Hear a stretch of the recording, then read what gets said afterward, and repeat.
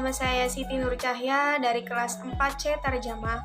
Di sini saya akan mempresentasikan dan menjawab soal dari tugas UTS mata kuliah Fonetik dan Fonologi Bahasa Arab. 1. Apa kaitan ilmu bunyi, fonetik, dan fonologi? Ilmu bunyi dalam bahasa Arab dikenal dengan ilmu al-aswat. Selain itu, ilmu bunyi juga dikenal dengan istilah fonologi. Karena istilah fonologi berasal dari gabungan dua kata bahasa Yunani, yaitu fon dan logos. Fon yang berarti bunyi dan logos yang berarti tatanan ilmu. Sedangkan secara terminologi, bahwa fonologi yaitu bidang linguistik yang mempelajari, menganalisis, dan membicarakan runtutan bunyi bahasa. Kemudian fonologi juga memiliki cakupan pokok pembahasan, salah satunya yaitu fonetik.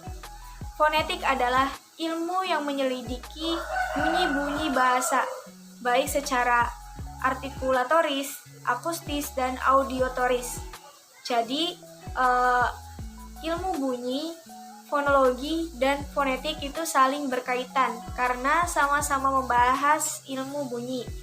Karena fonetik termasuk bagian pokok dari pembahasan ilmu bunyi atau disebut juga dengan fonologi.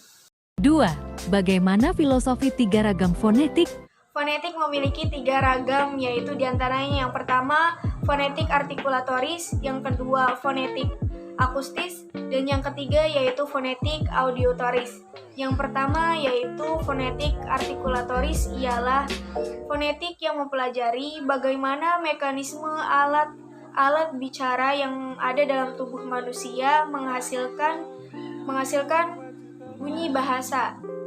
Bagaimana bunyi itu diucapkan dan dibuat, serta bagaimana bunyi tersebut diklasifikasikan berdasarkan artikulasinya. Fonetik jenis ini berkaitan dengan linguistik, sehingga para linguis dan para ahli fonetik cenderung dimasukkan ke dalam linguistik. Ragam fonetik yang kedua yaitu fonetik akustis, ialah mempelajari bunyi bahasa dari segi bunyi sebagai gejala fisis. Bunyi-bunyi diselidiki frekuensi getaran, intensitas, amplitudo, dan timbrenya. Fonetik jenis ini berkaitan dengan fisika. Dalam laboratorium fonetis dapat digunakan juga untuk pembuatan telepon, perekaman piring hitam, dan sejenisnya. Kemudian ragam fonetik yang ketiga yaitu fonetik audiotoris. Fonetik audiotoris ialah fonetik yang mempelajari bagaimana mekanisme pendengaran atau telinga menerima bahasa sebagai getaran udara.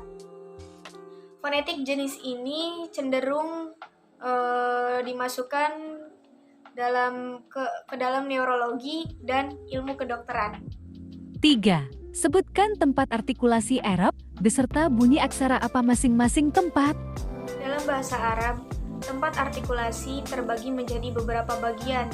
Yang pertama yaitu bilabial atau al-aswat as-safawiyah, merupakan keluarnya huruf pada kedua belah bibir, yang mana bibir bagian atas merupakan artikulator pasif dan bibir bagian bawah merupakan artikulator aktif, yang mana hurufnya yaitu mim, wawu, dan ba. Jadi keluar bunyi hurufnya itu dari bibir bagian bawah dan bibir bagian atas, yaitu mim, ba, dan wa.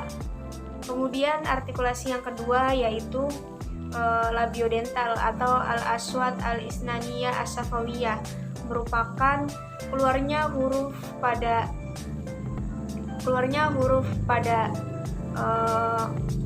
gigi bagian atas dan bibir bagian bawah, yang mana gigi bagian atas merupakan artikulator pasif dan bibir bagian bawah merupakan artikulator aktif.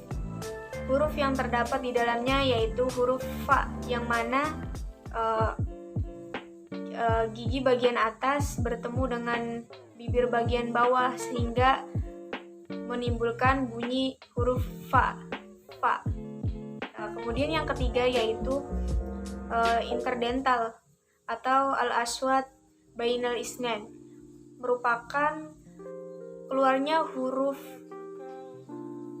huruf dari gigi bagian atas dan lidah pinggir, yang mana gigi bagian atas merupakan artikulator pasif dan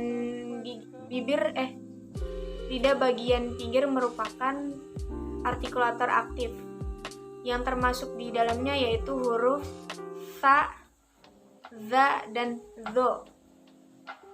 Yang keempat yaitu laminoalveolar.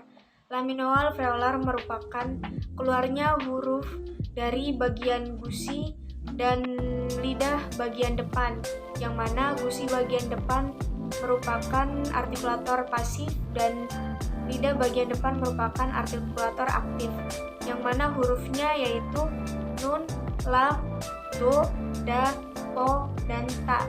Kemudian yang kelima yaitu apicoalveolar, merupakan keluarnya huruf dari bagian gusi dan lidah bagian pinggir, yang mana bagian gusi merupakan artikulator pasif dan lidah bagian pinggir merupakan artikulator aktif.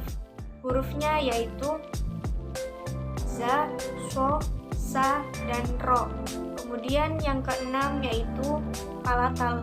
Palatal merupakan keluarnya huruf dari langit-langit mulut dan lidah bagian tengah, yang mana langit-langit mulut ini merupakan artikulator pasif dan lidah bagian tengah merupakan artikulator aktif. Hurufnya yaitu ya, ja, dan sya. Yang ketujuh yaitu velar. Velar merupakan keluarnya huruf dari belakang langit-langit mulut dan belakang lidah, yang mana bagian belakang langit-langit mulut yang lunak menjadi artikulator pasif dan belakang lidah menjadi artikulator aktif. Hurufnya yaitu wo, ho, kaf. Kemudian yang kedelapan yaitu uvular. Uvular merupakan keluarnya huruf dari bagian langit-langit yang menonjol ke bawah, yang menjadi satu-satunya artikulator, sedangkan lidah bagian belakang tidak sampai pada batas bersentuhan dengan langit-langit. Contohnya yaitu huruf qaf. Kemudian yang terakhir yaitu glotal. Glotal merupakan keluarnya huruf pada tenggorokan yang mana menjadi satu-satunya artikulator yang menghasilkan bunyi. Contoh hurufnya yaitu ain, a, ha, dan ha.